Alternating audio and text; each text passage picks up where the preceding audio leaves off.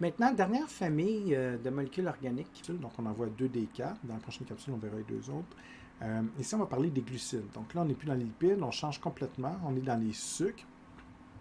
Essentiellement, il y a trois catégories euh, de glucides. Pour moi, en fait, réellement, il y en a deux. Okay, je vais parler des trois, mais il y en a comme deux. Il y a les monosaccharides. Donc, mono veut dire un, poly veut dire plusieurs, puis di, ça veut dire deux. OK? Donc, les monosaccharides, en fait, qui veut dire un, puis saccharide, ça se rapporte toujours à sucre. Donc, glucides, saccharide, ça veut dire des sucres. OK? Ça, c'est un autre truc. Si vous voyez ces termes-là dans d'autres contextes, dites-vous que vous êtes dans les glucides. Les monosaccharides, en fait, c'est les monomères. C'est les blocs de départ. Les blocs les plus simples. Hein? Et en les agençant ensemble, mettons, j'ai un bloc comme ça, dans les sucres, dans les glucides, il y a plusieurs monomères. On en verra. Il peut y en avoir 6-7 à peu près. Mais c'est comme 6-7 blocs Lego différents. Un rouge, un bleu, un jaune, un vert, peu importe. Et je peux les attacher ensemble pour former des sucres complexes.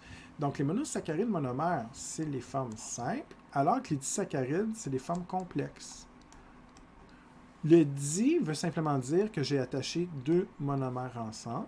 Poly, c'est que je peux en mettre des dizaines, des centaines, des milliers. Il y en a plusieurs. Mais pour moi, même le disaccharide fait partie des sucres complexes. En d'autres mots, on pourrait dire, jusqu'à un certain point, puis ce ne serait pas une erreur pour moi, qu'un disaccharide, c'est un petit polysaccharide, parce que poly n'a plus qu'un. Et pourquoi je les mets en deux grandes classes? Parce que, en fait, dans votre corps, quand vous les avez sous forme de 2, c'est déjà trop gros pour assimiler. Généralement, on est obligé de casser le lien et les remettre sous forme de 1. C'est pour ça qu'on digère et on fait du catabolisme. C'est toujours pour mettre ça sous leur forme la plus simple, qu'on puisse les faire passer dans la cellule, puis ça se transporte plus facilement aussi en circulation sanguine. Mais une fois qu'ils sont à l'intérieur, on va les réassembler sous forme plus complexe, dit ou poly, selon nos besoins. Et là, vous vous posez la question, mais pourquoi, d'abord, selon ma version, j'ai pris la peine de mettre les deux, de distinguer les deux ici. Bon, là, je pourrais vous dire, c'est comme ça dans le livre, puis je voulais respecter le livre pour pas vous mélanger. Mais il y a aussi une autre raison, une fonction biologique à ça. Les polysaccharides ont une espèce de fonction, des fonctions particulières, des réserves d'énergie, entre autres, et tout ça, qu'on verra à court terme. Et les disaccharides, ben, c'est différent un petit peu. Donc, exemple, le lactose qu'on retrouve dans le lait, c'est un disaccharide. Il n'aura pas nécessairement la même fonction que les gros polysaccharides. Et on les retrouve beaucoup dans les aliments, les disaccharides et tout ça. Donc, c'est pour ça qu'on les distingue un petit peu. Mais en termes de forme, si on veut faire un lien avec catabolisme, anabolisme, donc puis monomère, polymère, c'est toujours la même chose. Donc, les monomères, les éléments les plus simples ici, que je peux assembler sous des formes plus complexes. Et évidemment, puis on fera des équations comme on a fait il y a quelques secondes, avec ces sucres-là, on peut donc les agencer sous leur forme complexe, donc les construire pour faire de l'anabolisme, ou prendre les gros comme ça que vous mangez, puis on les casse pour les ramener sous forme d'heure, évidemment. Donc, si on pousse un peu plus loin sur les glucides, même genre de question que les lipides, je veux que vous connaissiez leurs fonctions et les reconnaître au point de vue de la structure. Exemple, surtout lui que j'encadre ici en rouge, le glucose, tellement important. Les autres monomères, leur structure m'importe peu, mais celui-là, là, si je vous voyais ça à l'examen, vous devez être capable de me dire que c'est un glucide. Donc, évidemment, je ne vous demande pas encore une fois, de dire, OK, il y a un carbone, excuse-moi, un hydrogène ici, un groupe hydroxyle là, c'est pas ça. Mais je veux que vous soyez capable de le reconnaître. Donc, si vous vous basez sur le début de la capsule, on s'entend dessus que ça ne ressemble pas beaucoup à un triglycéride. Il n'y a pas de chaîne d'acide gras avec les carbones, l'hydrogène, le glycérol n'est pas là. Ça ne ressemble pas à un phospholipide non plus. Encore moins un cholestérol. Non? Il y a juste un cycle ici, alors que l'autre, il y en avait 4. Donc, quand vous voyez une molécule comme ça, en hexagone, 6 pointes, hein, comme ça, 6 segments, avec un paquet de carbone puis d'eau, ben, dites-vous que c'est un glucide et plus particulièrement un glucose. Donc, toujours les deux mêmes questions. Je vous mets ça à l'examen, cette formule-là, cette image-là. À quelle famille ça appartient? Lipides, protéines, glucides? Ben, vous me dites, ça appartient au glucide. Son nom, c'est un glucose. Je ne vous demanderai jamais de distinguer au point de vue de l'image un glucose d'un ribose, d'un fructose. De toute façon, on l'a déjà vu, le fructose, c'est un isomère du glucose, c'est pratiquement la même chose. Donc, je ne vous demanderai pas de les distinguer. Okay? Si j'utilise une image, c'est généralement celle du glucose parce que c'est celle-là qui est le plus important pour votre corps. On va probablement le voir un peu plus tard en termes de fonction, mais déjà, je viens de vous dire quelque chose, fait que je vais prendre un petit peu d'avance. Pourquoi le glucose est si important? C'est ta source immédiate d'ATP. Et je veux que vous l'écriviez comme ça. Ce n'est pas une réserve. Je vais expliquer ça dans 2 secondes. Donc, pour l'instant, on va l'écrire. C'est ta source immédiate d'énergie ou d'ATP. L'ATP, c'est toujours l'énergie. Donc, c'est des synonymes pratiquement. Le glucose, c'est la raison principale pourquoi il est si essentiel à votre survie. C'est que dans votre corps, tous vos cellules, le premier réflexe de la cellule quand elle a besoin d'énergie, et là, quand je parle des cellules, ça peut être les cellules musculaires, les neurones au cerveau, l'estomac, peu importe. La cellule, quand elle a besoin d'ATP, elle ne va pas dans vos réserves. Elle prend le glucose libre. Donc, exemple, vous avez une glycémie de 6, vous n'êtes pas en hypo ou en hyperglycémie, tout va bien. Bien, le premier réflexe de vos cellules, ça va être d'utiliser de la glycémie. Donc, on prend le glucose dans le sang, on le transporte vers la cellule, puis on l'utilise pour faire de l'ATP. Là, à force de l'utiliser, si vous n'avez pas assez mangé, vous tombez en hypo, bien là, ça ne marche pas. Donc là, on va se rabattre. Si les besoins énergétiques sont trop gros, si on manque de sucre ou de glucose, là, on se rabat sur les réserves. On a des réserves d'énergie à court terme, qu'on verra tantôt. Puis, il y a les à long terme que vous avez vu avec moi en début de capsule, avec les triglycérides. Donc, le concept, pour me maintenir en vie, faire un exercice, peu importe, j'utilise le glucose, c'est ma source immédiate d'ATP. Ce n'est pas une réserve. Le glucose qui est là, je l'utilise. Quand j'en ai plus assez, il m'en manque, là, je vais me rabattre sur les réserves à court terme. Ça va me permettre de fonctionner un certain temps. Et éventuellement, si ma réserve à court terme, elle est épuisée, on va se rabattre sur les réserves à long terme. Et si les triglycérides tombent à zéro, exemple, vous êtes coincé sur une île déserte, puis là, vous n'avez pas de nourriture, vous fonctionnez sur vos réserves, c'est pas très long que le glucose va être parti. Donc là, on va aller vers les réserves à court terme. Un autre glucide, c'est pas requin pour dessus, qui s'appelle un glycogène, vous verrez ça tantôt. Donc, tu utilises tes réserves à court terme. Très rapidement, il n'y en aura plus. Donc, qu'est-ce qui va arriver après? Bien là, je vais maigrir, je vais perdre du poids parce que je vais piger dans mes triglycérides. Donc, on va prendre les triglycérides, qui est ma réserve à long terme. Et quand il n'y en a plus, bien là, on s'approche de la mort. Donc là, on a un autre mécanisme d'urgence. On peut prendre certaines protéines. Mais ça, on ne fait pas ça normalement. C'est juste c'est parce qu'on est en train de mourir. C'est trop urgent, mais on va commencer à désassembler les protéines structurales qui n'ont pas de rôle actif, mais qui sont là pour supporter. Exemple, dans les muscles, on va commencer à... En fait, vous aurez les muscles atrophiés. Quelqu'un qui a une malnutrition sévère, il y a une atrophie des muscles. Entre autres, pour cette raison-là, on commence à digérer comme ça, un petit peu, entre guillemets, les muscles. Donc, on prend les acides aminés, on défait les muscles, on récupère ces protéines-là qu'on va convertir en ATP. Mais ça, c'est un mécanisme d'urgence. Puis si ce n'est pas suffisant, là, c'est la mort. Donc, la chronologie des événements énergétiques est comme ça. Et je reviens à ce que j'ai écrit ici. Si vous me dites que c'est une réserve d'énergie, le glucose, je mets à zéro. C'est pas ça. C'est la source préférée des cellules. C'est la source immédiate d'ATP. Je l'utilise. C'est pas une banque. On l'utilise. OK? Maintenant, il y a des banques, il y a des réserves, comme les triglycérides à long terme. Ça, c'est autre chose. OK? Donc, ça, c'est une nuance importante. Et en d'autres mots, il y a même des organes, comme le cerveau, qui fonctionnent juste au glucose et même pas capable d'utiliser les lipides ou les protéines pour faire de l'ATP. Donc, c'est pour ça qu'il est encore plus essentiel. Tellement précieux le glucose que généralement, sauf quand vous en avez vraiment trop dans le sang ou que vous êtes diabétique, exemple, si vous n'êtes pas contrôlé par l'insuline, là, il peut y avoir du glucose dans l'urine. Mais généralement, on fait tout pour récupérer le glucose tellement que c'est précieux. Parce que c'est notre source immédiate d'ATP, mais aussi parce que votre cerveau il fonctionne juste au glucose. Il n'y a pas d'autres éléments pour faire de l'ATP, alors que les autres cellules peuvent utiliser les réserves d'énergie à court terme, à long terme, ce qui ne sera pas le cas des neurones dans votre cerveau. Donc, vraiment une fonction extrêmement importante. Donc, vous connaissez sa fonction maintenant. Vous reconnaissez sa forme. Vous êtes capable de le reconnaître, de le nommer. On est correct. Ça, c'est le premier monomère, et je vous dirais que c'est un monomère extrêmement important. Maintenant, je vous disais tantôt qu'il y a 6 points, 6 carbones. Il y a un terme, parfois on dit que c'est des exoses. Pour hexagone, ça veut dire 6. Donc, exose, c'est un sucre, en fait, à 6 carbones. Et il y en a d'autres exoses. Il y a le galactose et le fructose également. Donc, il y a comme 3 sortes de monomères qui seront à l'étude. On verra tantôt que quand on accroche un galactose avec un autre monomère, exemple avec un glucose, quelle molécule ça forme et tout ça. Mais en gros, ces molécules-là, que ce soit fructose ou galactose, ils ont aussi un rôle énergétique. On n'en discute pas beaucoup dans le cours. Vos cellules ne sont pas capables de faire de l'ATP directement avec le galactose et le fructose. Mais vous allez en manger, exemple, le fructose, on est dans les fruits.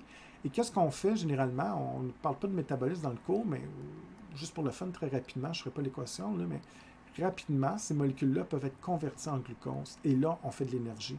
Donc, le fructose dans un fruit, quand vous le mangez, vous digérez, exemple, des molécules de glucides plus complexes, vous libérez des monomères. Donc, le glucose, quand il est libéré, je l'utilise. S'il y avait du galactose puis du fructose, ben, on ne peut pas faire de l'énergie directement, mais on va le reconvertir en glucose pour faire de l'ATP. Donc, indirectement, vous allez voir dans le livre, on vous dit une fonction énergétique. C'est pas faux, mais pensez pas qu'on fait de l'ATP directement avec ça. On n'est pas capable, on n'a pas les enzymes pour ça. Nous, ce qu'on peut faire, c'est qu'on est capable, avec d'autres enzymes, de convertir ces molécules-là en glucose et ensuite faire de l'énergie. Donc, effectivement, le fructose, on peut faire de l'énergie, mais avant, je dois le convertir en glucose. Okay? Mais on pourrait dire fonction énergétique quand même si elle n'est pas directe et immédiate comme ce que j'ai encerclé ici avec le glucose. Il y a deux autres monomères. Eux autres sont à 5 atomes de carbone, donc des fois on parle de pentose. Donc, ose, faire attention, c'est pas toujours le cas, mais ose réfère souvent à une molécule de sucre. C'est sûr, si vous me parlez d'une maladie qui s'appelle la fibrose, là, ça finit par ose, puis c'est pas un sucre, ça n'a aucun rapport. Donc, il faut faire attention. Mais quand on est dans la chimie, si ça finit par un ose, très souvent, c'est un sucre. Et pentose, à 5 carbone, bon, c'est correct, mais surtout, ce qui est important, c'est que le fait d'avoir perdu un carbone, ça change complètement la fonction de ces monomères-là. Le ribose et le désoxyribose, ce que je veux que vous reteniez, c'est que ces deux monomères-là, contrairement aux trois autres qui me permettent de faire de l'ATP, aucun rapport avec l'énergie. Impossible de faire de l'énergie ici. Donc, le ribose, le désoxyribose, on ne fait pas d'énergie, on ne fait pas d'ATP.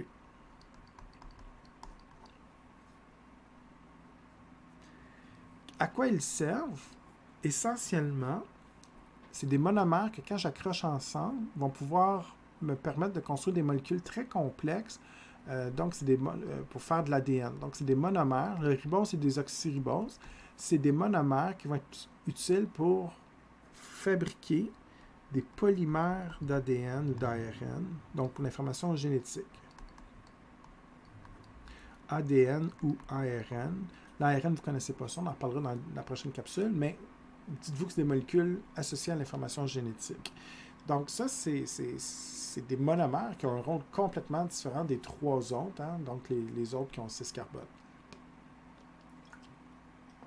Quand je vous disais que c'était impossible de faire de l'ATP, c'est ce que je veux que vous reteniez pour l'examen. C'est une raison pédagogique que je vous dis ça. Tout simplement parce que c'est vraiment, je veux que vous compreniez qu'on est vraiment dans la construction de l'ADN, de l'information génétique des gènes, c'est complètement autre chose. Mais je vais rouvrir une parenthèse culturelle que vous pouvez effacer de votre esprit après.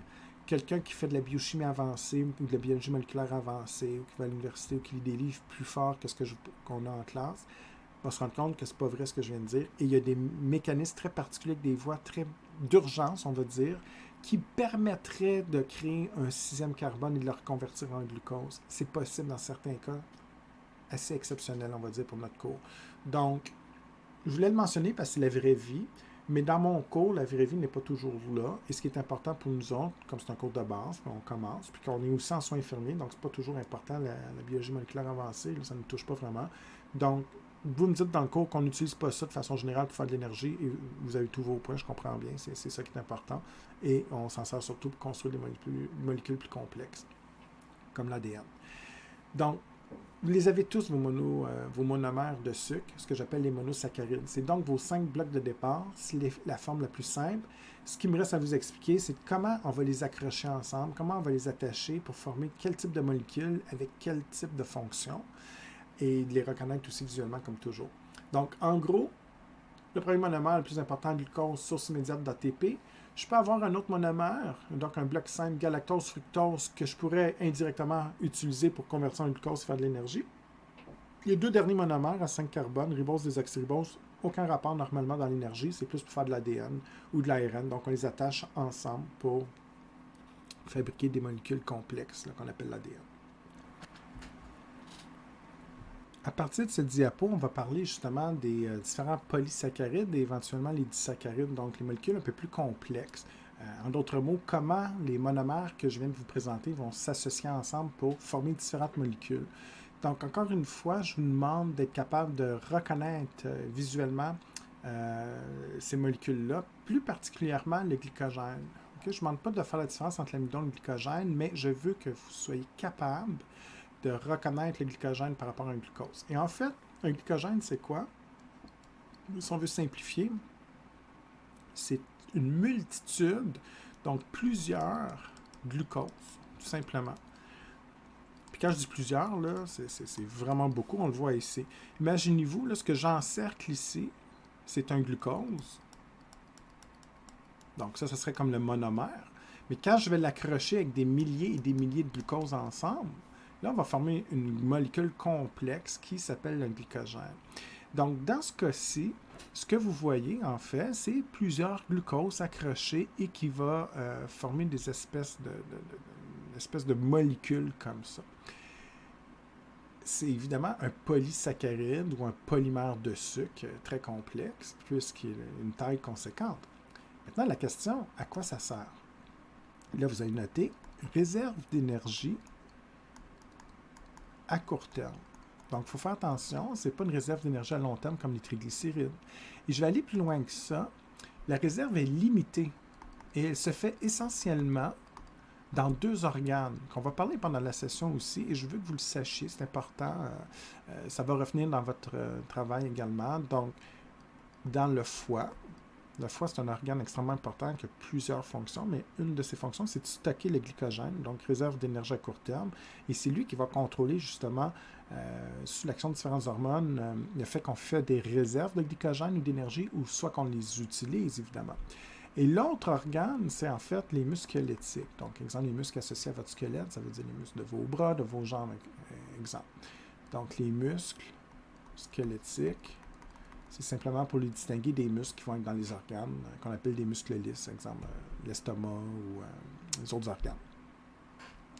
Quand je dis limité, c'est qu'à un moment donné, vous avez 100% de vos réserves qui sont pleines, bien, vous ne pouvez plus faire de glycogène. Vous ne pouvez plus en produire, les réserves sont pleines. Alors que les triglycérides, malheureusement pour nous, c'est des réserves illimitées. Et les triglycérides, les réserves d'énergie à long terme, je l'ai un petit peu parlé, on disait que ça s'accumulait, ça se stockait dans les cellules adipeuses, mais tant que vous avez des triglycérides, donc tant que vous mangez des triglycérides ou que vous en fabriquiez, on va créer des nouvelles cellules. Et c'est pour ça qu'en théorie, on pourrait engraisser continuellement. Okay? En fait, on ne peut pas arrêter de faire des triglycérides. Tant qu'il y en a, on les stocke. Alors que le glycogène, qui est fait à partir de glucose, lui, à un moment donné, une fois que le foie ou les muscles sont pleins de glycogène, puis qu'on a 100% de nos réserves, ben on arrête. Et c'est un peu pour ça qu'on dit que le glucose, le sucre, fait engraisser. Parce qu'en fait, le surplus de glucose est tellement précieux, comme je le disais tantôt, puis comme c'est ma source immédiate d'énergie, on ne veut pas s'en débarrasser. Et ce que vous allez faire, c'est que si vos réserves, donc si vous avez en masse du glucose pour faire de l'ATP, bien, le surplus, on le met en réserve d'énergie à court terme, donc le glycogène que je viens de vous présenter. Mais en plus, si vous avez un surplus, donc vous avez 100% de vos réserves de glycogène, puis vous avez un surplus de sucre, il y a des réactions chimiques qui vont convertir le glucose en glycérol. Et ceux qui se souviennent, le glycérol, c'est une molécule essentielle pour fabriquer les triglycérides. Et c'est comme ça qu'on va convertir le glucose en triglycérides, en partie de triglycérides. Et c'est ça que vous allez stocker. Donc, c'est vrai que le glucose fait engraisser parce que le surplus, on le convertit en triglycérides. En fait, en glycérol qui va me servir à faire des triglycérides. Donc, ça, c'est des nuances importantes aussi, parce que même si ce n'est pas dans les notes de cours, dans le manuel, ça affecte notre santé de tous les jours, évidemment. Je reviens au cours. Alors, je vous demande deux choses. Si vous voyez un glucose, vous savez donc que c'est un glucose, mais quand vous les voyez en chaîne comme ça, donc quand c'est une série, une chaîne de plusieurs glucoses qui sont attachés ensemble, ça porte le nom de glycogène. Donc, maintenant, vous êtes capable de distinguer les sucres des lipides, hein? Donc les saccharides, les glucides et les lipides, vous êtes capable de dire, ben lui c'est un glucide, exemple, et leur nom spécifique, ben, c'est soit un glucose quand il se forme de monomère, soit un glycogène quand il se forme de polymère comme ça, qui est complexe, et c'est assez facile pour l'instant parce que vous remarquez que ça ne ressemble pas du tout à une graisse, ça ne ressemble pas aux triglycérides, aux phospholipides ou même aux stéroïdes, donc c'est facile de les distinguer. Il faut juste passer un petit peu de temps pour les étudier. Maintenant, ah oui, puis la fonction, bien sûr, je vous demande à quoi ça sert. C'est une réserve d'énergie à court terme. La seule chose que je ne vous ai pas dite, si vous avez besoin de l'utiliser, qu'est-ce qui se passe? Bien, je vous donne un exemple. Vous faites un exercice. Votre premier réflexe, ça va être de prendre le glucose, faire de l'ATP. vous n'avez plus assez d'énergie, vous allez dans les réserves d'énergie à court terme, donc vous allez prendre votre glycogène et vous le cassez, vous allez faire du catabolisme, vous brisez cette molécule-là et vous la remettez sous forme de glucose. Donc, quand je la remets sous forme de glucose, bien, je peux refaire de l'ATP. Vous manquez de glycogène, bien là, vous allez piger dans les réserves à long terme, les triglycérides que je pourrais reconvertir en ATP, exemple. Ou remettre le glycérol, exemple, du triglycéride, le remettre sous forme de glucose. Et on refait de l'ATP. Et techniquement, quand vous mangez, exemple, un steak, donc le glycogène, c'est une réserve d'énergie, ça je ne l'ai pas dit, mais c'est très important, animale. C'est une réserve d'énergie à court terme qu'on retrouve chez les animaux ou l'être humain. Donc un steak, du bœuf, n'importe quelle viande, il y a du muscle et il y a des réserves d'énergie dans le muscle. Et ce glycogène animal, quand vous le digérez, vous faites du catabolisme, casser les liens, c'est pour casser, on le remet sous forme de glucose.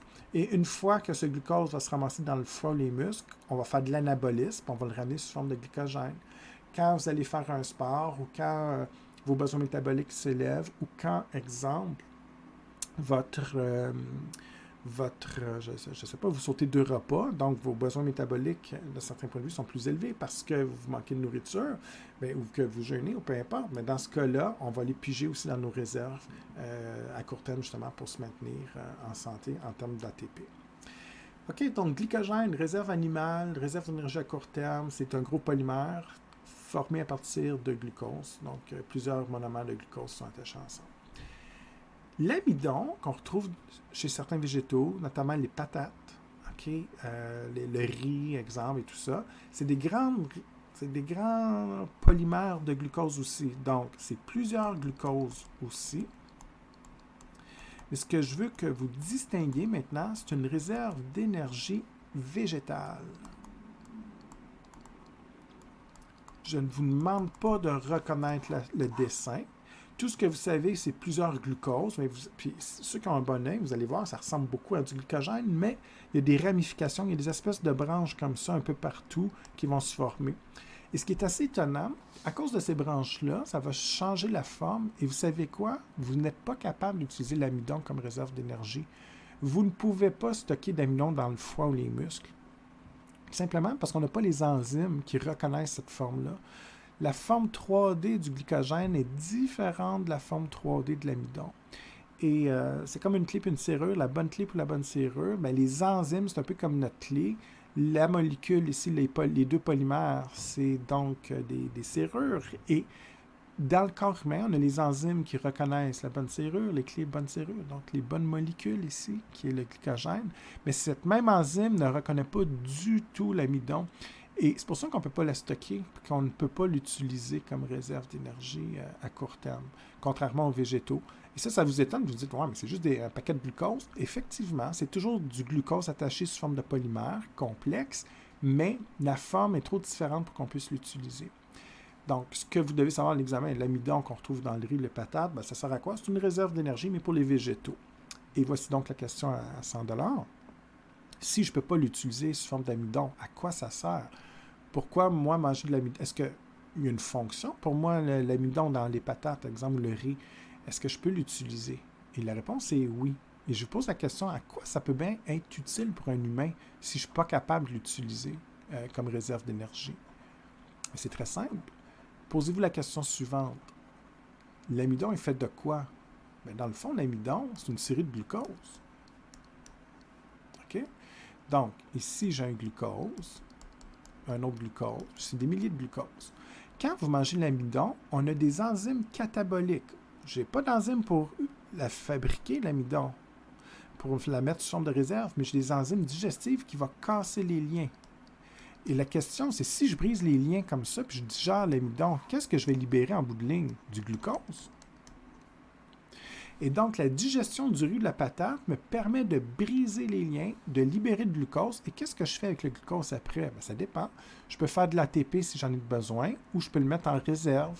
Donc, je peux les raccrocher dans les cellules du foie en glycogène. Ou si je suis dans les cellules du muscle, je peux les raccrocher en glycogène également. Puis si j'en ai trop de glucose, je peux même les transformer vers les triglycérides. OK? Donc, la digestion de l'amidon, même si je ne peux pas faire de réserve d'amidon, je peux la digérer, le mettre en glucose pour réutiliser le glucose pour mes propres besoins. Donc, soit je le remets en glycogène, ou soit je fais de l'ATP avec, exemple. polymère de sucre, de glucides, donc un autre polysaccharide, la cellulose. Vous savez quoi? C'est un paquet de glucose encore, sauf qu'il est très linéaire. Donc, on vous dit des glucoses linéaires, ça peut être des milliers comme ça, alors que le glycogène ou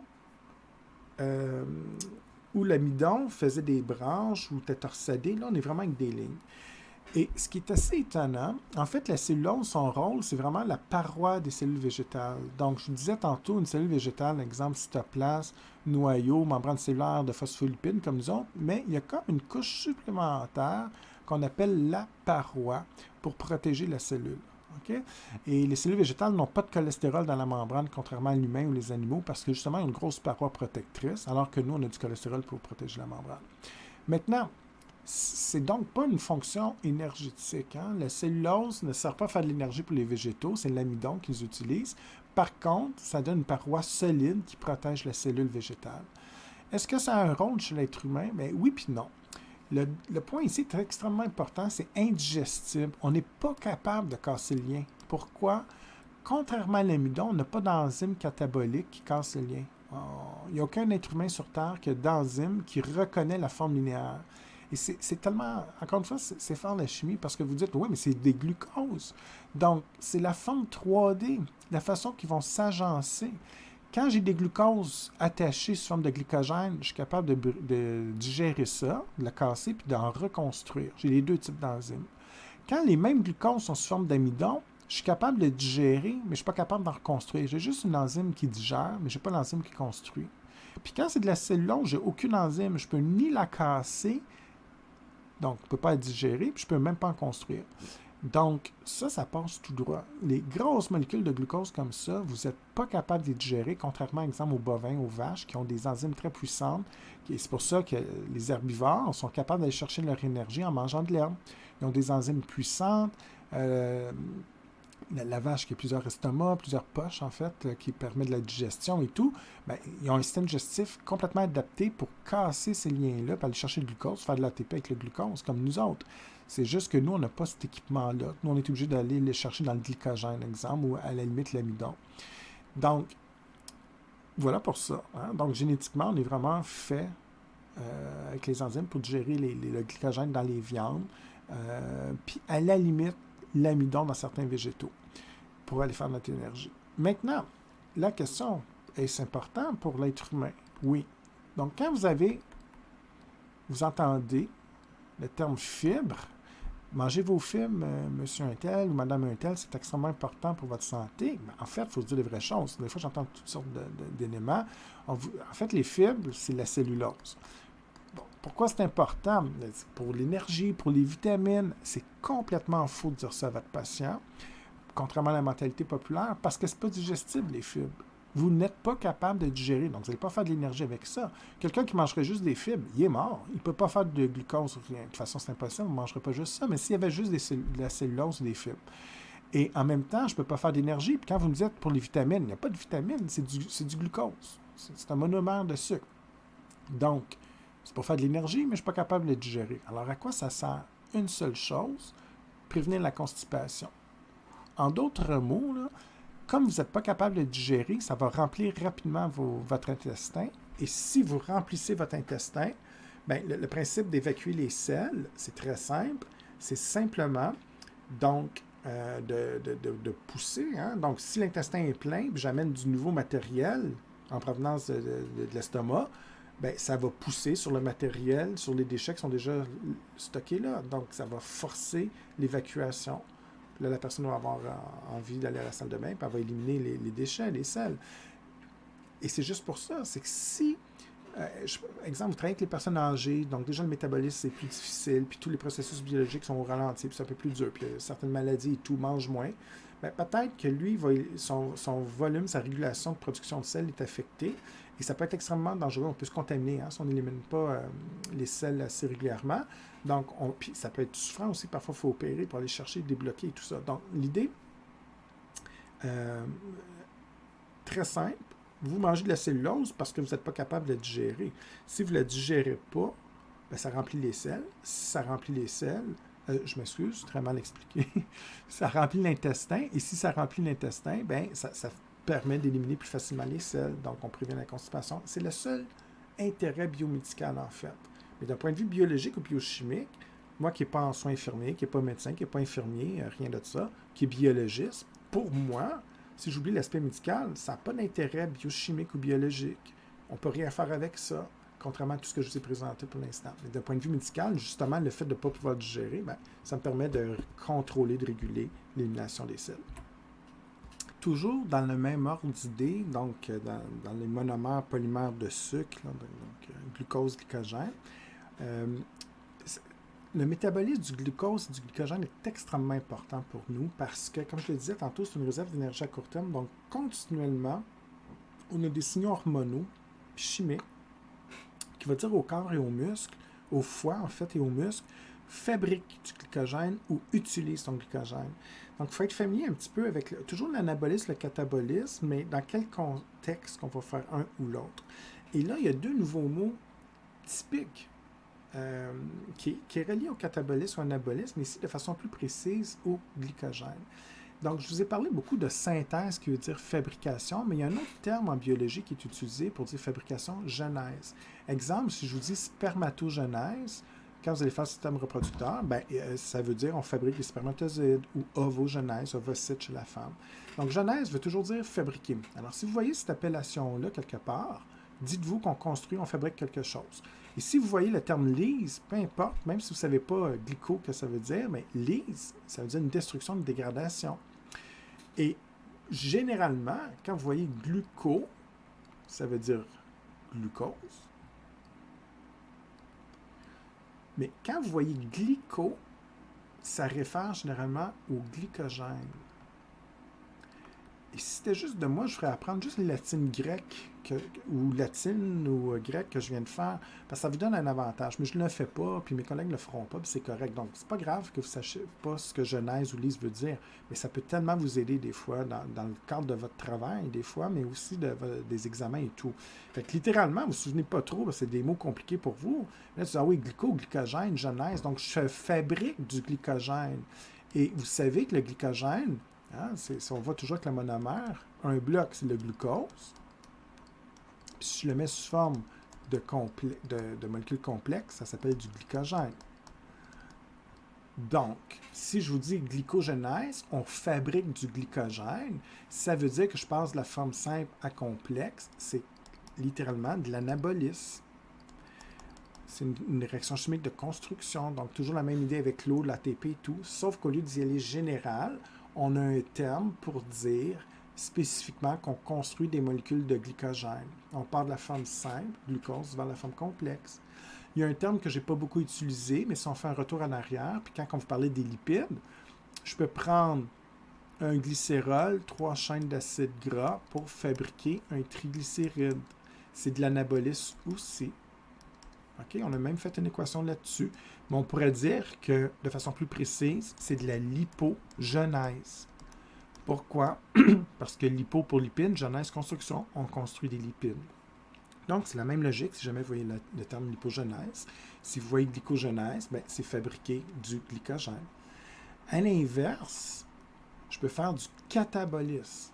Okay? Donc, catabolisme, c'est une destruction.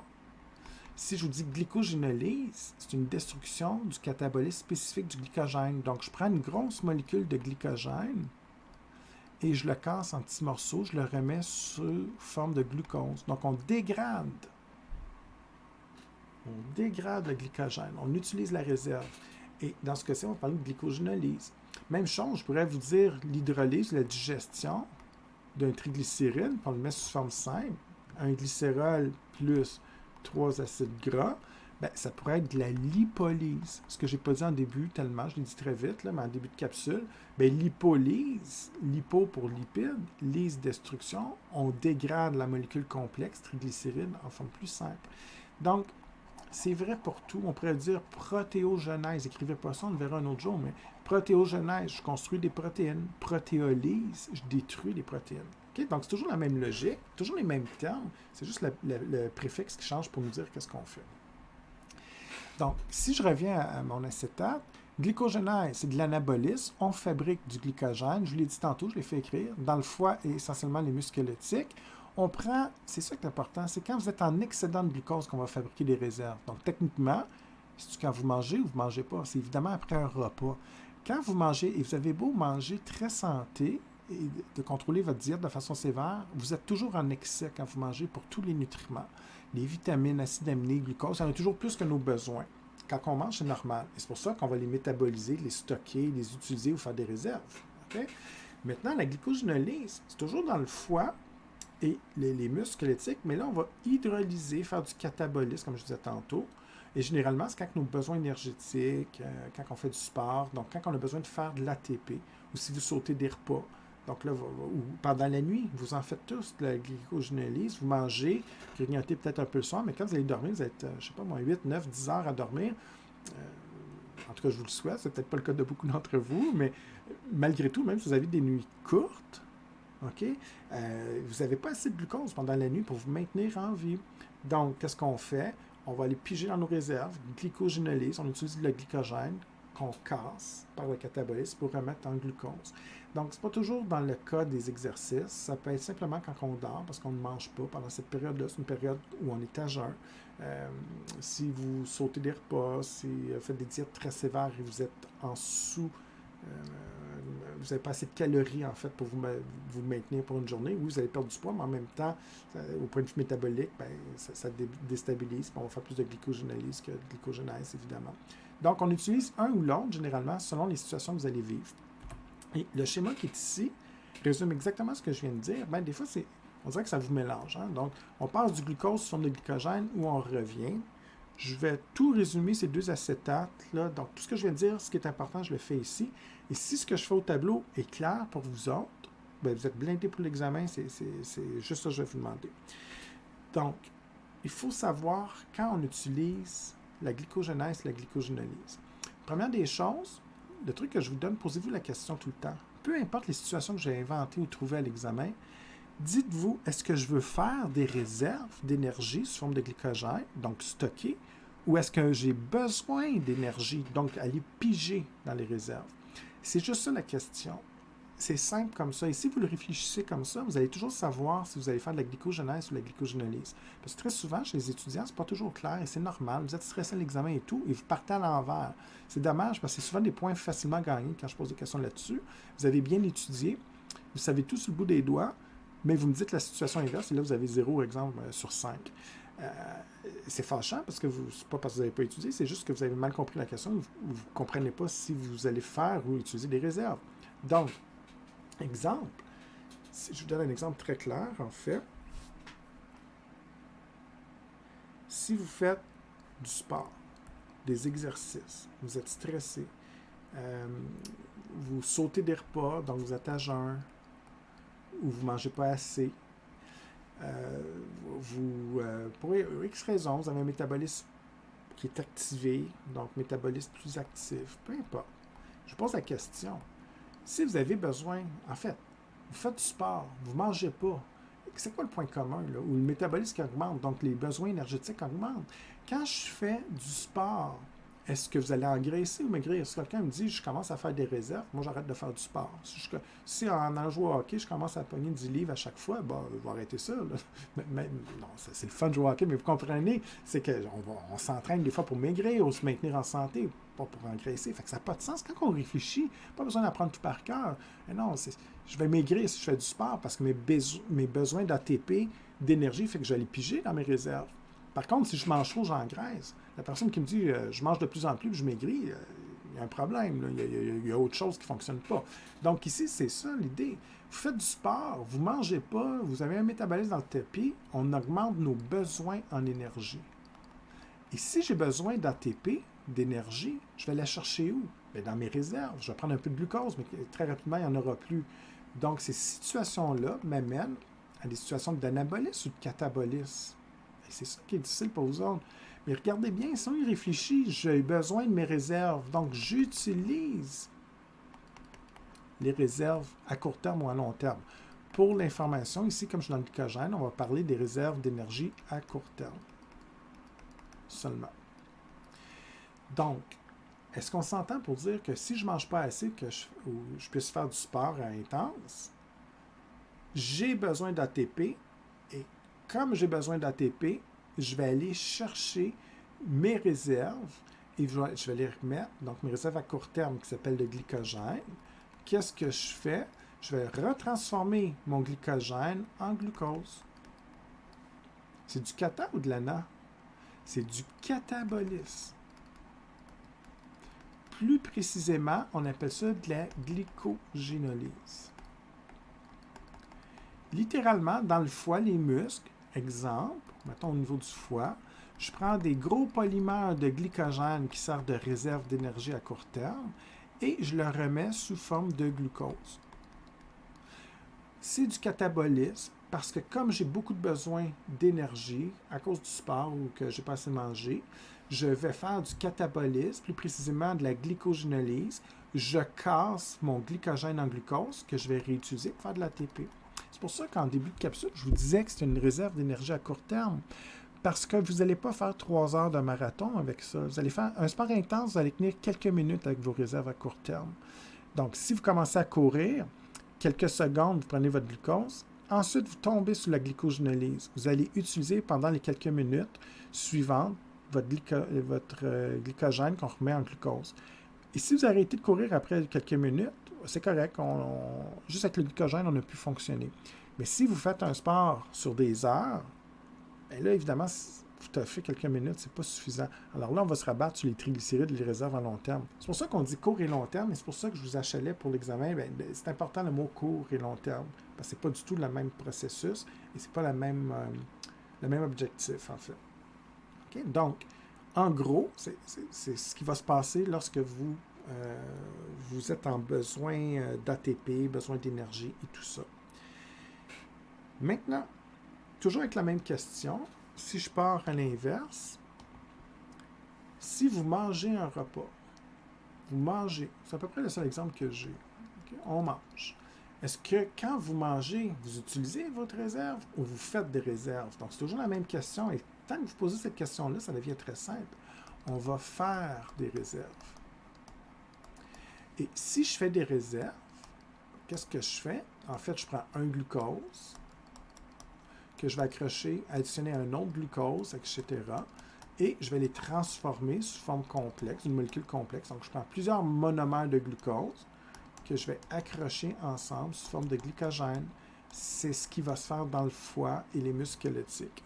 Donc, je fabrique mes réserves d'énergie à court terme et ce glucose qu'on ajoute ensemble, évidemment, il est en excédent, votre glucose, vous venez de manger. Pas besoin de manger des desserts, hein? C'est sûr qu'avec des desserts, vous êtes encore plus en excédent, mais vous pouvez manger, être végétarien, et vous allez avoir un excédent de glucose. Votre glycémie va augmenter, c'est normal. Il y a toujours du glucose un peu partout, dans les fruits, les légumes, peu importe les aliments. Et comme j'ai un surplus de glucose, bien, l'excédent, on ne va pas le perdre. Donc, j'utilise une partie du glucose pour faire de l'ATP, et le surplus, je vais le prendre pour refaire mes réserves de glycogène. Et c'est pour ça que c'est important de manger, particulièrement le déjeuner du matin. On vous dit que c'est un repas très important pour plusieurs raisons, mais sautez jamais de repas, c'est pas souhaitable. Mais tant qu'à en sauter un, sautez le dîner, entre guillemets, mais prenez un bon déjeuner parce que pendant la nuit, vous êtes à jeun. Vous êtes à glycogénolyse. Hein? Vous avez tout utilisé vos réserves de glycogène. Donc, les premiers aliments que vous allez manger en vous levant vont me permettre de refaire mes réserves de glycogène. Mais si vous ne mangez pas, puis votre premier repas est à 2 heures de l'après-midi, vous fonctionnez sur des voies d'urgence en termes de métabolisme. Vous n'avez plus de glycogène, j'étais à zéro. Puis oui, je peux aller dans les triglycérides, mais il y a d'autres choses qui se passent aussi qu'on ne voit pas en classe. Donc, c'est important de les reconstituer, ces réserves-là. Et c'est vraiment quand vous mangez. Donc, quand vous mangez, vous avez un excédent de glucose. J'ai pris une partie pour faire de l'ATP, mais le surplus, je le remets sous forme de glycogène. C'est donc bien sûr de l'anabolisme. Puis, pour être plus précis, on va vous dire que c'est de la glycogénèse, parce que je construis du glycogène. Je prends mes glycogénèse, je prends mes monomères de glucose, je les accroche ensemble pour faire du glycogène. Donc, ce que je vous demande pour l'examen de cette partie de la matière, c'est d'être capable d'associer le terme glycogénolyse ou glycogénèse au bon processus. Est-ce que je fabrique du glycogène ou je remets le glycogène en glucose? Et d'être capable de l'associer aux différentes situations qu'on vient de voir. Donc, évidemment, si quelqu'un me dit, et c'est faux, mais si quelqu'un me dit que quand je fais du sport, je fais de la glycogenèse, ça veut dire que vous faites des réserves de sucre puis de graisse quand vous dépensez l'énergie, c'est ce qui fait aucun sens. OK? Donc, c'est vraiment de l'appliquer au bon endroit, évidemment. Et quand on sera à la fin de la session, vous allez voir, on va faire le système endocrinien, parler du pancréas, de différentes hormones, peu importe, l'insuline, le glucagon. Mais vous allez voir, on va revenir avec ces concepts d'anabolisme, catabolisme. On verra qu'il y a des hormones comme ça qui contrôlent votre glycémie en favorisant la glycogénèse ou la glycogénolyse. Okay? Donc, c'est sûr que là, aujourd'hui, c'est une base, mais on va repousser ça pas mal plus loin, éventuellement, quand on va avancer dans la matière. Maintenant, on a vu les principaux monomères des glucides, donc le glucose, source importante d'ATP, source immédiate. On a vu un peu les autres monomères aussi, galactose, fructose. Ribose et désoxyribose, on ne sait pas grand-chose, mais on sait que quand on les associe ensemble, on peut faire des molécules d'ADN, donc molécules complexes pour l'information génétique, ADN ou ARN. On a vu aussi des gros polymères, donc avec leur rôle, hein, l'amidon, glycogène, cellulose, qu'on a parlé également. Et quand j'ai parlé du rôle du glycogène, on a poussé plus loin que la glycogénèse, glycogénolyse. Maintenant, pour toutes ces fonctions-là et tout le rôle des différentes molécules, je veux que vous soyez capable, pour celles que j'ai présentées, de les reconnaître visuellement avec les formules aussi, soit le glucose, glycogène, vous êtes capable de dire que c'est un glucose ou un glycogène, exemple. Tout ce qui me reste à faire maintenant, c'est deux choses. Regardez les autres sucres, mais un peu moins complexes, qu'on appelle des disaccharides, et de voir les fameuses équations chimiques pour l'ensemble de ces molécules-là, un petit peu comme j'ai fait en début de capsule avec les lipides. La première des choses, les principaux monosaccharides, on en a parlé un peu. Ceux-là, j'en parle pas pour l'instant. On en reparlera dans la prochaine capsule. Ceux qui m'intéressent maintenant, c'est glucose, fructose, et il en manque un aussi, celui qu'on a vu, que je vous demande de l'identifier également, le glucose. Okay? Donc, les trois monomères, donc trois monosaccharides, ou monomères de glucides, qui sont faits à 6 carbone et qui me servent donc pour faire de l'énergie. Là, ce glucose, je peux les assembler sous forme de milliers de glucose pour faire de l'amidon, cellulose ou glycogène, les réserves d'énergie à court terme pour l'animal. Parfait. Mais je peux les assembler sous forme de 2. Okay? Et je ne demande pas de reconnaître les deux images ici, mais les termes ici sont extrêmement importants. Si je vous dis un sucrose, un lactose, puis un maltose, vous devez savoir que c'est des sucres complexes. En fait, c'est des disaccharides. Il y en a deux. Et sont associés avec deux monomères qu'il faut savoir par cœur, malheureusement. Et je sais que c'est mélangeable. Puis je pourrais éventuellement, je vais vous le montrer, mais faire des équations chimiques avec eux autres. Donc, première des choses, le sucrose, parfois on parle aussi de saccharose, c'est la même chose. C'est le petit sachet de sucre que vous mettez dans votre café. Okay? Donc, c'est fait de quoi au point de vue chimique? C'est deux monomères. Okay? C'est pour ça qu'on dit que c'est des disaccharides. Et la bonne nouvelle, c'est que ces trois disaccharides sont toujours faits à partir d'un glucose, tout le temps. Donc, si vous mélangez à l'examen, vous ne savez plus trop, mais partez d'un glucose. Il y a toujours un glucose, sans exception. C'est le deuxième monomère qui va changer. Donc, si j'ai un sucrose ou un saccharose, c'est un glucose généralement qui est attaché à un fructose.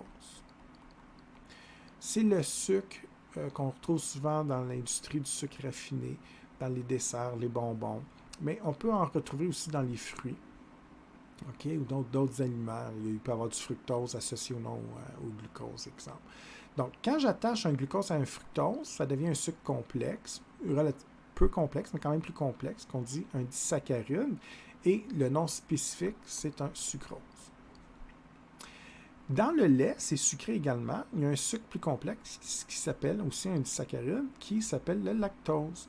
Lui est fait d'un glucose, mais également d'un galactose, qui est l'autre monomère.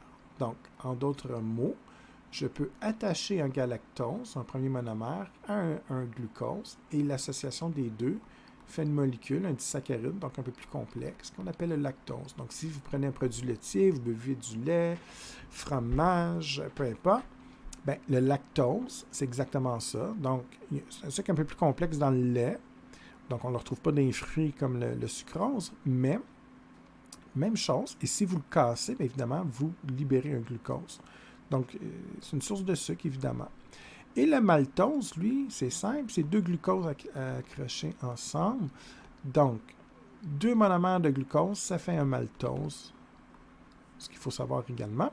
Et ce maltose, c'est donc un disaccharide, un sucre plus complexe qu'on retrouve dans le malt, des céréales, certaines céréales en fait, qu'on peut faire fermenter pour produire la bière. Donc la bière, si vous en avez déjà bu, bien évidemment, ça n'a pas le goût sucré. Mais quand on dit que c'est sucré puis ça fait engraisser puis bedonne de bière, bien effectivement, c'est 2 glucoses. Donc, quand vous allez la digérer, faire du catabolisme, vous buvez une bière, vous la cassez, vous libérez quoi? 2 glucoses que vous réutilisez pour faire quoi? Bien, maintenant, vous êtes capable de me dire, bien, pour faire de l'ATP parce que c'est ma source immédiate. Ou bien, je vais reprendre mes glucoses, je vais les raccrocher ensemble pour faire des réserves d'énergie à court terme, donc du glycogène dans le foie. Puis si j'ai encore, puis j'abuse, puis j'ai beaucoup de glucose, puis mon glycogène est plein, bien, je vais le convertir en triglycérides, puis je ferai des réserves d'énergie à long terme. On ne perd pas le glucose, on le garde, c'est trop précieux. OK, donc, maintenant, ça c'est une petite révision, mais pour l'instant, ce qui est nouveau, c'est d'être capable de reconnaître sucrose, lactose et maltose comme des disaccharides, et leur composition, bien, c'est toujours 2 monomères, mais il faut savoir leur composition, évidemment, donc en termes de mots. Leur rôle, à quoi ça sert? Bien, c'est un rôle indirect, mais je m'en sers pour faire de l'ATP, évidemment. Donc, c'est des sources énergétiques. Mais pourquoi je dis c'est indirect? Bien, premièrement, quand vous allez digérer, OK, mettons, vous mangez une pomme, prenez un verre de lait, puis vous buvez, mangez des céréales à base de maltose, bien, qu'est-ce qui arrive? Mettons ce petit déjeuner, vous allez digérer tous ces éléments-là et vous allez casser votre sucrose, casser, digérer ou hydrolyser le lactose et le maltose et vous libérez les monomères. Vous allez libérer dans les 3 cas du glucose et comme je disais, ben, on l'utilise pour faire des réserves d'énergie ou pour faire de l'ATP immédiatement. Et le fructose, galactose, qu'est-ce que je peux faire avec? Ben, je peux le modifier chimiquement pour le retransformer en glucose. Donc, peu importe, qu'est-ce qui va arriver? Soit que j'utilise directement le glucose ou je convertis les autres monomères en glucose, mais en bout de ligne, je vais finir par refaire de l'ATP. Donc, c'est vraiment une fonction, ces monomères-là, puis même ces disaccharides-là, vraiment une fonction d'énergie, en fait, faire de l'ATP, que ce soit direct ou indirectement. Ou faire des réserves d'énergie à court terme, sous forme de glycogène, ou transformer le glucose en triglycérides, en glycérol, en fait, triglycérides, pour des réserves à long terme si c'est nécessaire. Bon, pour réviser un petit peu, petits exercices sur ce que je viens de dire. On vous dit ici, donc vous avez un choix de réponse. Je vais corriger avec vous assez rapidement, c'est pas très très difficile en fait. Les constituants les plus importants de la membrane cellulaire, donc évidemment, c'est les phospholipides. Okay? Donc ce qu'on a discuté en début de capsule. On a vu également, ça c'est je voulais le faire, lui, le 2, parce que ce n'est pas les termes que moi j'ai utilisés. C'est les termes de beaucoup de preuves de bio, beaucoup de manuels, puis particulièrement au secondaire, on dit tout le temps le combustible et tout ça, le comburant, mais bon. C'est une façon très imagée pour moi de parler des sources d'énergie principales. Donc, la principale source d'énergie, qu'est-ce que vos cellules vont utiliser préférentiellement? C'est pour ça qu'on dit préférable pour produire de l'énergie, produire de l'ATP. La bonne réponse, c'est le glucose. Donc, on n'utilise pas le fructose ou le galactose, on les convertit en glucose pour pouvoir l'utiliser. Les triglycérides, si je n'ai pas le choix pour faire de l'ATP, situation d'urgence, je peux même prendre certaines protéines, mais généralement, les cellules fonctionnent au glucose. J'ai même parlé du cerveau qui fonctionnait juste au glucose pour faire de l'ATP.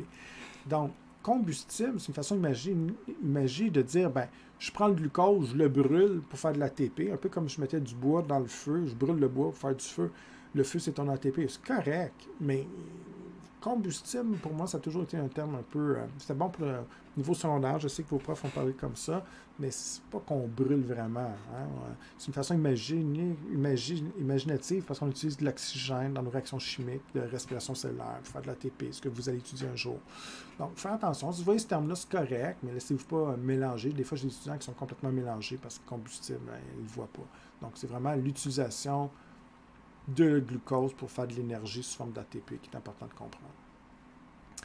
Nous sommes des molécules qui entreposent, donc ça c'est une notion de réserve, d'énergie dans les cellules animales. Donc ici, pour moi, il manque de... c'est pas clair. Il y a 2 réponses possibles. D'habitude, je m'arrange pour mes questions d'examen soient toujours très précises, mais si ce n'est pas le cas, ben, je serai obligé d'accepter 2 réponses ici. Des réserves d'énergie, ben, probablement ici, ce qu'on voulait vous demander, c'est une réserve d'énergie à court terme. Donc moi, ça serait comme ça que je m'exprimerais. À court terme, là, vous me dites le glycogène. Ici, je vous dis à long terme, ben, j'entrepose sous forme de triglycérides. Puis si je ne spécifie pas, ben, il y a 2 réponses possibles. Soit vous me mettez les 2, ou soit j'accepte les 2. Donc, tous ceux qui auront utilisé un ou l'autre, j'accepterai les 2. Et justement, comme je n'aime pas faire ça, généralement, je m'arrange pour que les questions soient très précises. Okay? Donc ici, il y a comme 2 réponses possibles. Dans les cellules végétales, donc entrepôt d'énergie, toujours une notion de réserve, mais dans les cellules végétales, il y en a juste une, donc c'est l'amidon. Okay, donc, on va voir les choix de réponse, l'amidon est ici. Nous possédons un groupement phosphate. Ici, il y a plusieurs réponses possibles. Donc, si je viens voir la liste, phosphate, c'est évidemment des PO4-. Donc, réponse possible, il y a sûrement phospholipide, donc phospholipide qui est ici. En fait, c'est la seule réponse possible pour l'instant, parce que vous n'avez pas vu les autres molécules, mais ceux qui ont une très bonne mémoire, qui se souviennent un peu de la première capsule, dans les premières capsules, je parlais de catabolisme, anabolisme, j'ai parlé d'ATP, et l'ATP est fait avec 3 groupes phosphate. Donc, ceux qui se souviennent auraient pu me dire ATP. Il n'est pas dans la liste ici, mais je le mentionne quand même. Donc, phospholipides et ATP, c'est les 2 molécules qu'on a étudiées à date. Nous sommes des disaccharides, on vient de les voir. Donc, ici, glucose, non, parce que c'est un monomère. Fructose, c'est un monomère. Galactose, c'est un monomère. Maltose, c'est bon, parce qu'il est fait de 2 glucoses. Sucrose, saccharose, c'est bon, parce qu'il est fait de... Donc, le sucrose est fait d'un fructose et d'un glucose. Et il en manque un, peut-être qu'il n'est pas là. Oui, il est ici. Donc, le lactose, qui est fait d'un glucose et d'un galactose. Donc, il y a 3 réponses ici. Maltose, sucrose, lactose, c'est 3 dimères, donc disaccharides. La difficulté ici, je vous le dis tout de suite, c'est un peu du par cœur, puis plus vous allez vous prendre d'avance, plus ça va être facile. Ça sonne tout pareil pour vous autres. Hein? Si vous avez déjà des notions de bio, de biochimie, c'est facile, mais si c'est la première fois que vous entendez ces mots-là, c'est très difficile pour vous autres, un étudiant débutant, parce que glucose, fructose, galactose, maltose, sucrose, lactose, c'est tous des mots qui sonnent en hausse pareil. Pourtant, il y en a 3 qui sont des sucres plus complexes à 2, puis les autres, c'est des blocs de 1 que j'utilise pour les attacher ensemble pour former des molécules plus complexes. Au moins, l'amidon, le glycogène, ça ne sonne pas pareil. Mais ça va être ça le gros de votre job, c'est de ne pas les mélanger. Et à chaque année, il y a toujours des gens qui vont se mélanger comme ça. Donc, faites attention à ça et, quand vous allez étudier, en fait. Dernière petite chose, on va faire les équations. Donc, un peu comme je disais en début de capsule, comme je l'ai fait avec les lipides, on va faire les équations chimiques d'anabolisme ou de catabolisme pour l'ensemble des molécules qu'on vient de voir. Donc, vous pouvez reprendre la première feuille que vous avez utilisée pour les réactions de lipides. Et en fait, on donne 2 exemples ici, mais je vais pas mal tous les faire. C'est toujours un peu la même chose, mais je les fais tous pour vous rassurer, en fait. Puis comme ça, vous dites, ben, je les ai toutes sur ma feuille, puis lui, il va piger là-dedans pour l'examen, 1 ou 2 équations. Donc, catabolisme et anabolisme. Donc, on se souvient, catabolisme, c'est quoi? J'utilise de l'eau.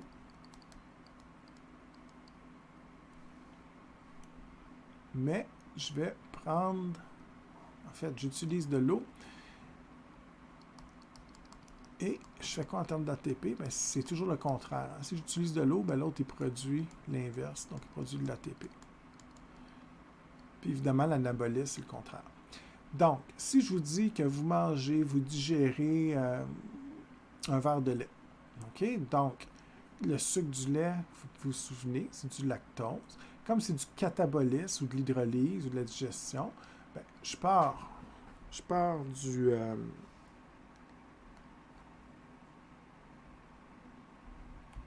je m'excuse. Donc, je pars de la forme complexe. Ici, c'est un disaccharide. Donc, on parle d'un lactose. Si c'est du catabolisme, bien évidemment, j'ai besoin d'une molécule d'eau. J'utilise une molécule d'eau pour casser le lien chimique. Là, j'ai pas beaucoup de place, je mets E pour enzyme. OK? Donc, une enzyme spécifique au lactose. C'est par acronyme, exemple, cette enzyme-là porterait le nom de lactase. Les enzymes finissent souvent par le terme ase. Donc, c'est pour dire qu'une lactase, qui est l'enzyme, va reconnaître un sucre spécifique qui s'appelle lactose. Donc, cette enzyme-là, avec une molécule d'eau, va casser le lien entre les 2 monomères qui forment le lactose et ça va générer les 2 blocs, les 2 monomères. Donc là, c'est là que le par cœur devient important. Éventuellement, vous allez savoir ça par cœur, ce que je viens de vous présenter. Donc, il y a toujours un glucose, ça c'est sûr, pour les disaccharides. Mais en plus, il est attaché ici avec un autre monomère qui s'appelle le galactose.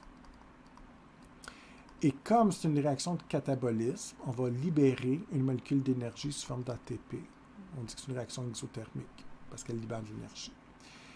On peut faire ça avec les deux autres disaccharides. Donc là, évidemment, on va plus vite, mais je pourrais vous demander, OK, là, tu bois un verre de lait, tu le digères, tu bois une bière. Ben, c'est quoi? Là, il faut que tu te souviennes que je vous dis des céréales à base de malt. Donc, maltose, c'est le sucre plus complexe, disaccharide, de l'eau, une maltase pas à retenir, là, mais l'enzyme, la maltase dans ce cas-ci, c'est juste pour vous montrer qu'elle n'a pas le même nom parce que la maltase est spécifique au sucre maltose, la lactase est spécifique au sucre lactose. Donc, la lactase ne peut pas couper de maltose. On reconnaît une seule molécule. Bien que les deux soient des enzymes cataboliques, on reconnaît des molécules spécifiques différentes. Qu'est-ce qui va être produit? Donc, à la droite de ma flèche, bien, on libère la maltose est digérée en deux morceaux, glucose, et au lieu d'un galactose, ici, ce qui distingue, c'est un deuxième glucose. Mais comme toute forme de catabolisme, peu importe la molécule qui est impliquée, on libère toujours de l'énergie. Okay? Donc, c'est très simple. À un moment donné, ça revient toujours au même. Que ce soit un lipide ou un sucre, c'est la même chose. L'autre disaccharide, le sucrose, ou si vous préférez saccharose, même chose, de l'eau, une saccharase ou une enzyme spécifique au sucrose. On libère toujours un glucose, parce que les trois molécules sont composées d'un glucose, mais c'est l'autre élément qui est différent. Dans ce cas-ci, c'est un fructose.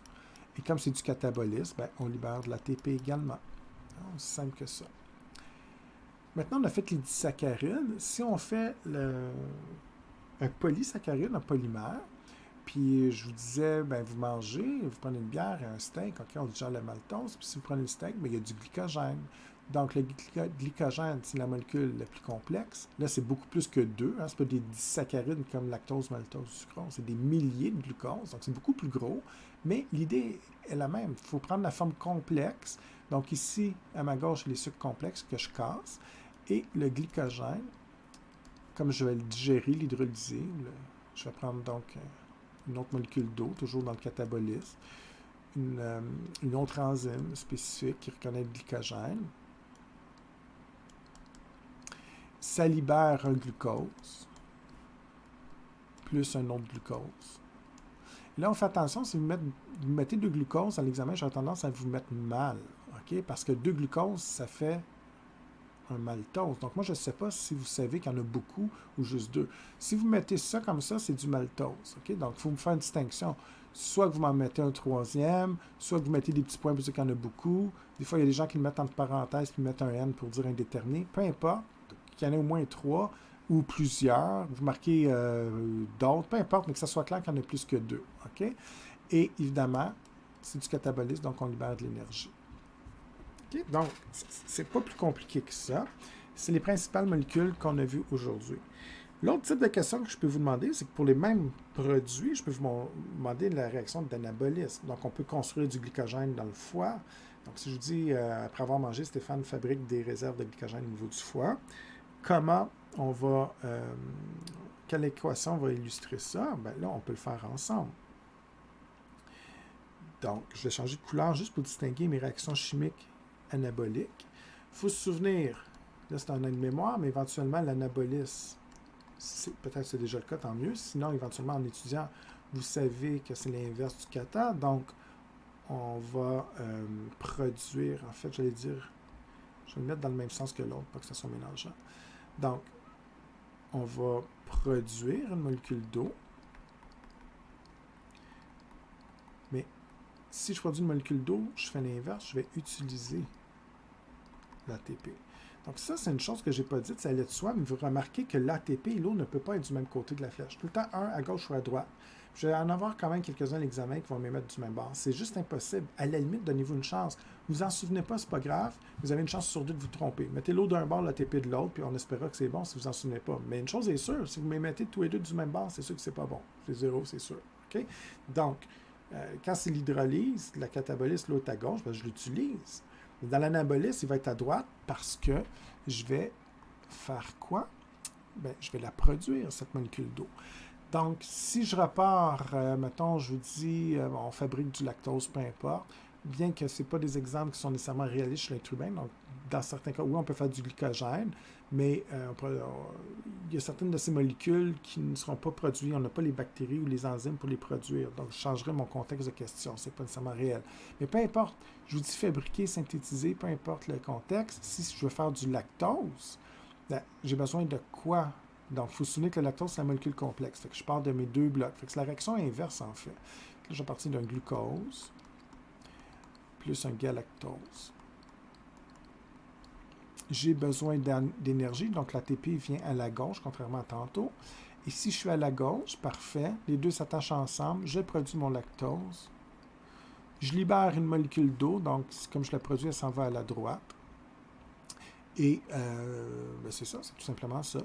Même chose pour si on veut fabriquer du maltose. Donc dans ce cas-ci, j'ai besoin d'un glucose, un deuxième, plus l'ATP.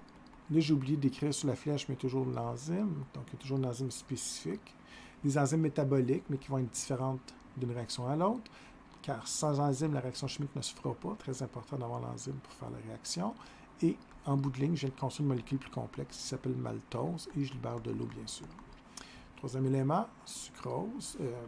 Donc, on veut faire du sucrose. Donc, j'ai toujours besoin d'un glucose. Parce que c'est ça le fructose.